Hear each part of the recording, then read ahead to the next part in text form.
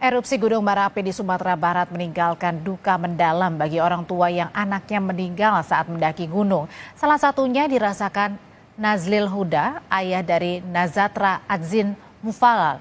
Saat sedang berkabung, Nazlil Huda mengaku dimintai uang saat menjemput jenazah anaknya. Jumlahnya hampir mencapai 3 juta rupiah.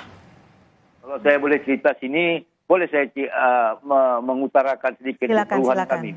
Silakan. Ketika saya menjemput anak saya, Bu, itu sedetil apapun saya dipungut biaya, Bu. Semua biaya dibebani sama saya. Contohnya, Kemudian Bapak? Gimana, Bu? Contohnya bagaimana? Surat-surat keterangan, surat-surat dari Rumah Sakit Ahmad Mukhtar ya, itu sama-sama semua saya bayar, Bu. Okay. Kemudian BPBD Riau itu berjanji menanggulangi tentang ambulan yang saya pakai. Ternyata sampai di Pekanbaru itu ditagih ke saya. Itu yang saya sayangi, Bu. Dari BPBD Pekanbaru, Riau, kemudian pihak padahal ketika saya memandikan mayat anak saya itu, Bu, itu Gubernur Gubernur Sumatera Barat itu melihat saya memandikan anak saya, Bu. Tapi biaya-biaya itu terlalu besar bagi saya untuk dipungut, Bu.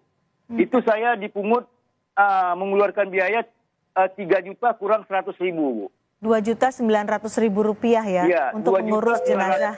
900.000 rupiah lebih kurang. Ada buktinya, Bu. Apa yang disampaikan pada saat itu sampai Bapak harus membayar apa yang disampaikan oleh mereka? Pihak terkait mengatakan bahwa ini adalah kebijakan pimpinan, Bu. Pernah juga ibu BPBD dari Pekanbaru menanyakan biayanya kok sebesar ini kebijakan dari kepala pimpinan Rumah Sakit Ahmad Mukhtar. Gitu. Itu yang saya dengar, Bu. Oke, dan ini sangat Anda sayangkan ya, Pak Nazil. Sangat sayang sekali, Bu.